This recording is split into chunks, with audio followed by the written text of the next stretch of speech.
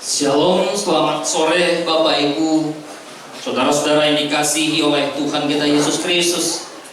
Bersyukur kepada Tuhan memasuki Desember tahun ini, hari ini tanggal 1 kita yang memulai perayaan Natal.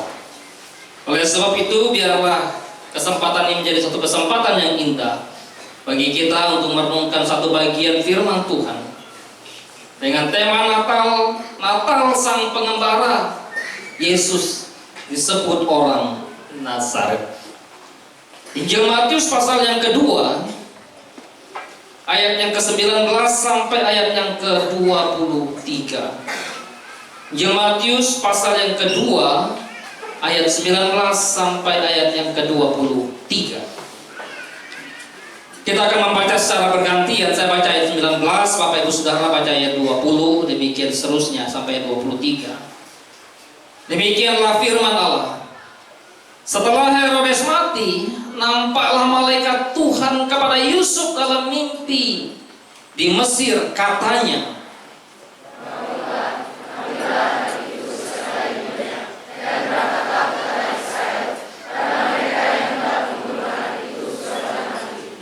lalu Yusuf pun bangunlah, diambilnya anak itu serta ibunya dan pergi ke tanah Israel.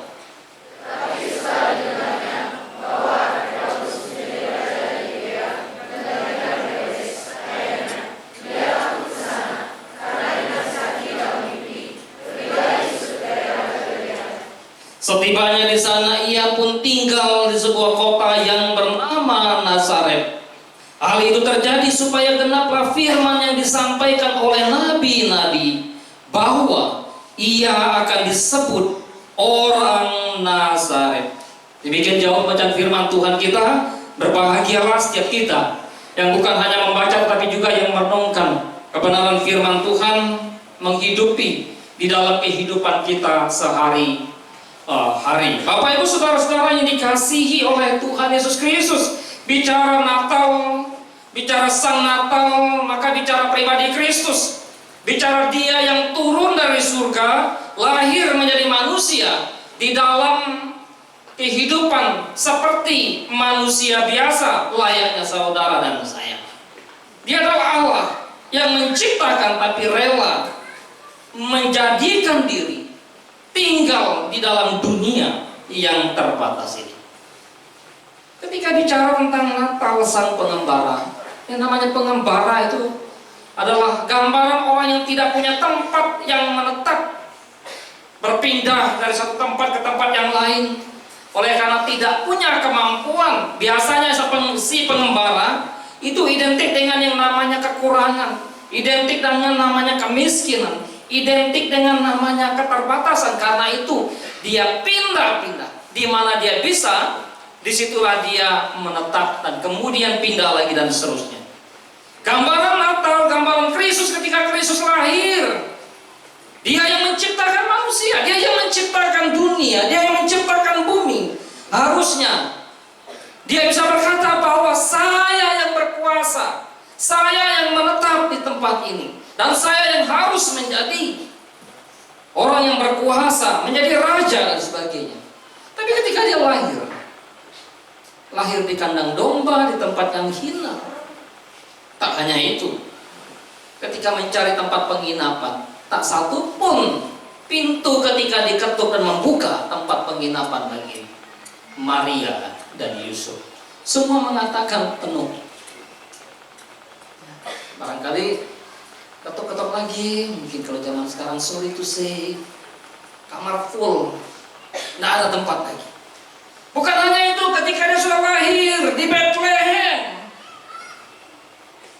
lalu disuruh mengungsi ke Mesir, dan kemudian tidak lama di Mesir kembali ke Nazaret atau kembali ke Galilea. Itulah teks yang kita baca pada sore hari ini. Bapak Ibu saudara dikasihi Tuhan, ketika bicara tentang bagaimana Herodes mati, menyatakan kepada kita bahwa tidak ada satupun seorang penguasa di dunia, sehebat apapun dia, sekaya apapun dia, setinggi apapun jabatannya, sepintar apapun dia, pada akhirnya dia adalah manusia yang harus mengalami kematian. Dan malaikat Tuhan menampakkan diri kepada Yusuf supaya Yusuf membawa Maria dan Yesus untuk kembali tinggalkan Mesir, karena Mesir bukanlah tempat untuk Yesus dan juga Maria. Mesir hanyalah gambaran kesementaraan. Kalau dalam perjanjian lama, Mesir merupakan suatu tempat di mana orang Israel diperbudak, di mana orang Israel menjadi hamba, dan Allah membawa mereka keluar dari Mesir menuju tanah perjanjian, membawa mereka supaya mereka dapat beribadah kepada Tuhan. Oleh sebab itu maka dari Mesir kupanggil anakku, dan digenapi di dalam diri Tuhan Yesus Kristus. Ketika Yusuf mendapatkan mimpi melalui malaikat Tuhan, Yusuf segera bertindak tanpa mempertanyakan benarkah ini. Disinilah kita melihat juga bagaimana ketaatan seorang Yusuf. Kenapa masih harus melalui mimpi? Apakah sekarang kemudian mimpi menjadi satu tanda bahwa kalau begitu tidur mimpi lalu Tuhan berbicara, wah besok lakukan? Ketika zaman itu, wahyu Allah di dalam atau melalui Alkitab belum lengkap. Firman Allah belum selesai ditulis. Oleh sebab itu salah satu cara Tuhan berkomunikasi dengan umatnya adalah melalui mimpi. Karena itu jangan tidur, jangan cari mimpi. Kalau tidur, saya bermimpi supaya saya dapat jodoh. Oh Tuhan, berikan. Bisikan dalam mimpi. Oh besok lalu dia sampaikan kepada seorang putri, tadi malam saya mimpi ada malaikat menyapa saya bahwa kamu adalah jodoh saya. Jangan percaya itu ya. Jangan. Ya. Pokoknya malaikat itu menyapa saya dan menyatakan bahwa saya harus menyampaikan isi hati saya kepadamu. Nah, Alkitab yang harus kita baca, firman Tuhan yang harus kita renungkan. Bapak Ibu Saudara dikasihi oleh Tuhan, pemberian nama merupakan sesuatu yang sangat penting. Yesus disebut orang Nazaret. Pemberian nama atau gelar memiliki mana? Pertama, bahwa mengikuti nama keluarga. Maka ketika Yohanes Pembaptis lahir, orang-orang bingung siapa namanya. Lalu ayah dari Yohanes Pembaptis, Zakaria, menuliskan Yohanes. Keluarga bingung, ini tidak ada nama dari keturunan atau nama dari keluarga kita. Tetapi ketika diberitahukan oleh Tuhan, malaikat Allah kepada Yohanes Pembaptis, dan Yohanes Pembaptis berbicara bahwa nama itu adalah nama yang Allah berikan. Nama yang diberikan disertai dengan nama ayah, nama orang tua. Nama yang diberikan dilengkapi dengan nama kampung, nama halaman, rumah, tempat tinggal biasanya. Tidak heran kalau di dalam beberapa nama di dalam Alkitab pun disertakan Yudas misalnya. Yudas orang Zelot. Banyak hal lain. Oleh sebab itu maka pemberian nama menjadi sesuatu yang sangat diperhatikan oleh orang-orang zaman itu, dan bahkan saya pikir zaman sekarang juga. Ketika orang tua memberikan nama, dia berharap bahwa anak yang dia berikan nama menggambarkan satu keadaan yang sesuai dengan nama yang diberikan. Diberikan nama Yohanes misalnya ya, atau diberikan nama Markus. Wah ini mesti seperti Markus di dalam Injil atau penulis Injil. Jarang orang memberikan nama kepada anaknya Yudas. Ada enggak nama Yudas? Ada enggak? Di sini enggak ada, tapi di sana ada. Karena enggak semua Yudas adalah Yudas penjahat. Tidak semua Yudas adalah Yudas pengkhianat, tidak semua. Ada juga Yudas yang menjadi murid Yesus, bahkan Yudas penulis kitab Yudas. Karena itu jangan ragu juga, kira-kira kasih nama Yudas, jangan nanti kena bully katanya kan. Bapak Ibu Saudara dikasih Tuhan, maka di dalam konteks ini Nazaret itu ya menjadi sesuatu yang sangat penting juga diperhatikan. Secara sosial, Nazaret tidak termasuk hitungan. Tidak ada di dalam peta. Barangkali kalau zaman sekarang kita mau cari lewat Google Map nggak dapat gitu ya. Di mana Nazaret itu? Tidak ada. Nggak terdeteksi di dalam Google Map. Kalau Makedonia masih terdeteksi. Kita cari Makedonia masih. Secara sosial mereka mengalami suatu keadaan yang sangat memprihatinkan. Kondisi perekonomian mengalami kesulitan. Secara politik tidak pernah disebutkan oleh pakar politik zaman itu, bahkan seorang sejarawan Yahudi bernama Yosefus di dalam tulisannya yang begitu banyak tidak pernah menyebutkan bagaimana situasi kondisi politik secara khusus di kota Nazaret. Secara agama atau secara religius, maka Nazaret pun tidak diperhitungkan. Karena itu kalau kita membaca Injil Yohanes, maka ketika Filipus sampai kepada Nathanael, lalu dia berkata, kami menjumpai seorang Mesias. Ketika Yesus sudah melakukan banyak tanda dan mujizat, lalu Filipus, murid dari Nathanael, menyampaikan, ada seorang yang begitu hebat, dia adalah Mesias. Dari mana dia? Dia dari Nazaret, dari Galilea. Mungkinkah sesuatu yang baik, sesuatu yang berkualitas, sesuatu yang sangat-sangat mempengaruhi kehidupan kita, lalu lahirnya, datangnya dari Nazaret? Enggak mungkin. Karena itu ibu bapak saudara yang dikasihi oleh Tuhan, betapa kota Nazaret itu kota yang sangat-sangat tidak diperhitungkan. Barangkali kalau zaman sekarang nggak ada orang yang mau tinggal di sana, kecuali misalnya ada IKN lebih bagus, bisa orang bermigrasi atau pindah ke sana. Ya. Cari tempat yang paling sulit, yang tidak ada aksesnya, barangkali tidak ada sinyal, tidak ada listrik. Ya. Kemudian kondisi perekonomiannya memprihatinkan, kondisi jalannya begitu rusak, maka wah jangan deh gitu ya. Kalau bisa keluar kita dari sana. Jadi nggak tinggal di situ. Tetapi tempat itulah tempat yang kemudian dipilih oleh Allah, dipilih oleh Yesus Kristus menjadi tempat untuk dia tinggal. Bahkan dibesarkan di kota Nazaret. Apa ibu saudara dikasih Tuhan? Maka Nazaret, ketika bicara tentang Nazaret, ada orang yang mengatakan Nazaret, kenapa Yesus disebut dari Nazaret? Karena Nazaret itu berasal dari kata Nazir. Ini pun bisa dipertanyakan. Nazir seorang yang menjadi Nazir Allah, seperti Simpson dalam Perjanjian Lama. Ada yang menggambarkan bahwa kata Nazaret, kenapa Yesus disebut Nazaret? Karena Yesus adalah dari keturunan Raja Daud. Di dalam Yesaya pasal yang ke-11 ayat 1, di sana dikatakan akan tumbuh tunas dari tunggul Isai. Dan itu menggambarkan tentang Kristus. Tetapi kemudian di dalam teks yang kita baca, kita lebih melihat bagaimana, kenapa Kristus, kenapa Yesus disebut sebagai orang Nazaret.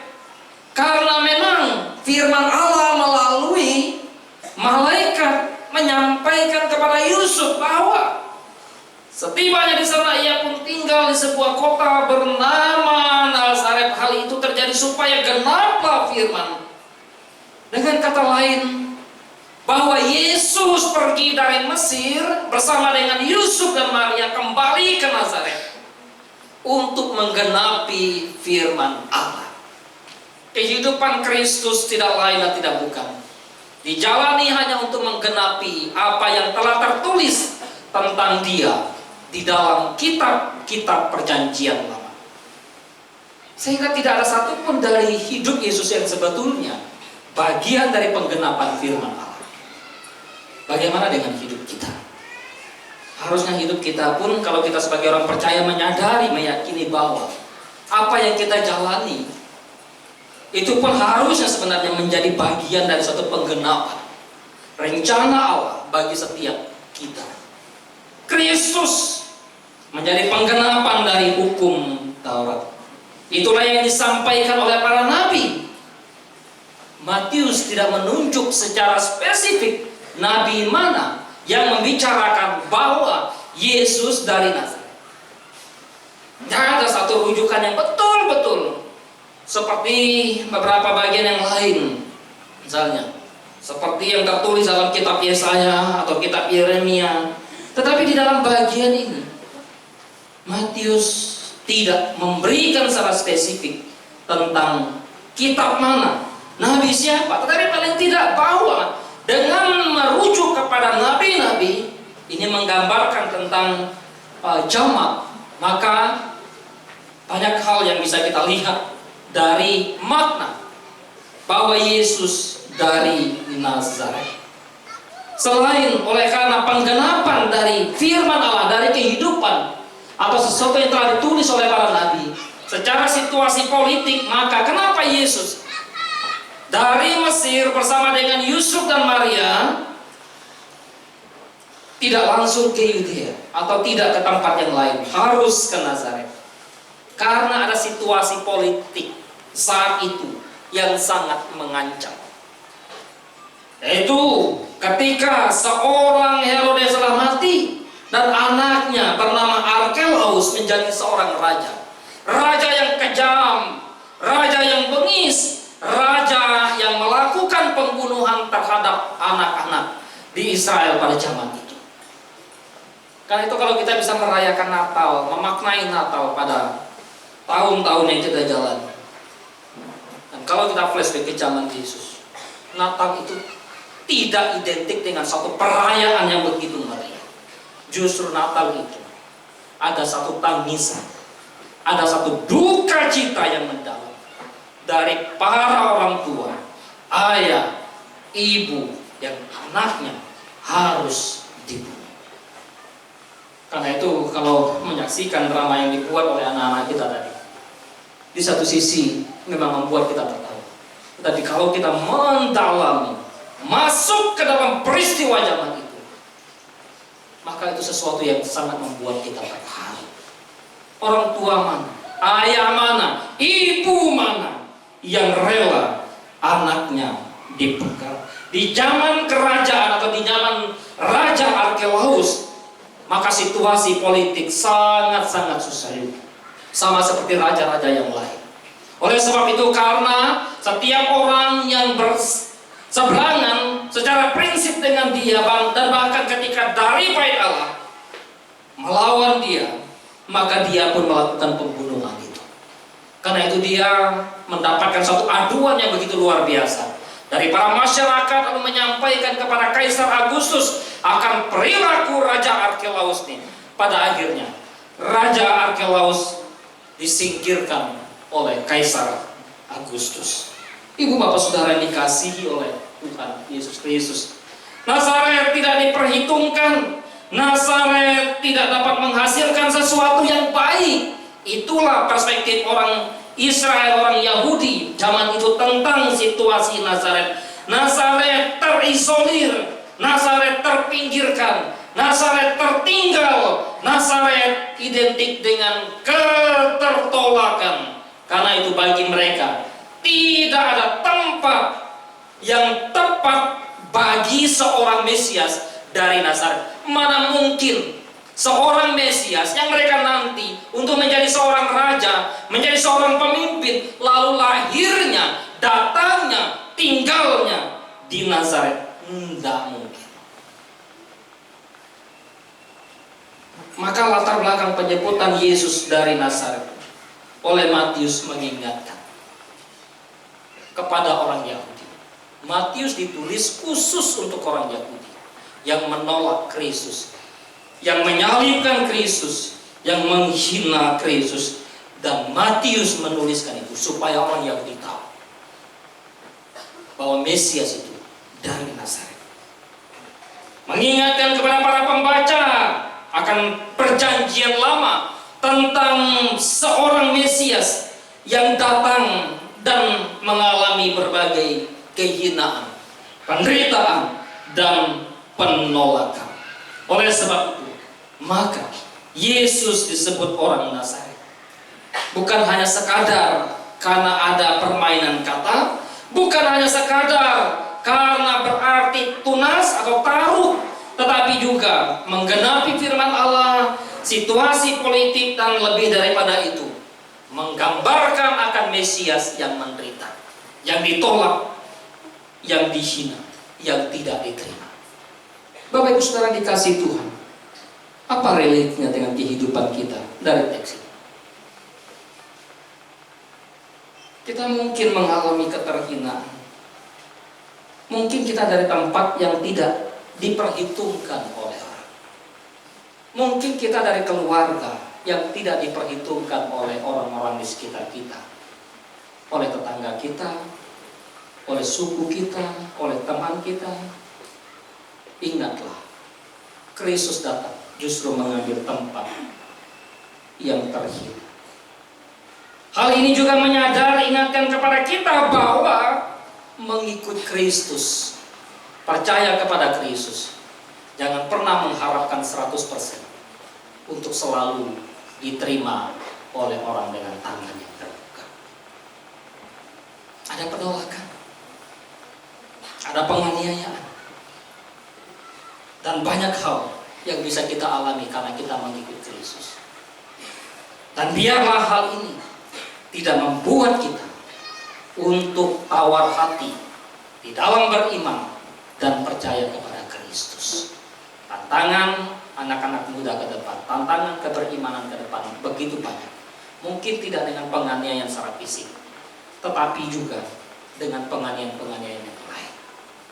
Oleh sebab itu, ketika engkau ambil keputusan ikut Kristus, percaya pada Kristus, beriman pada Kristus, melayani Kristus, jangan pernah berpikir tanpa adanya kesulitan, kesukaran, penghinaan, dan seterusnya.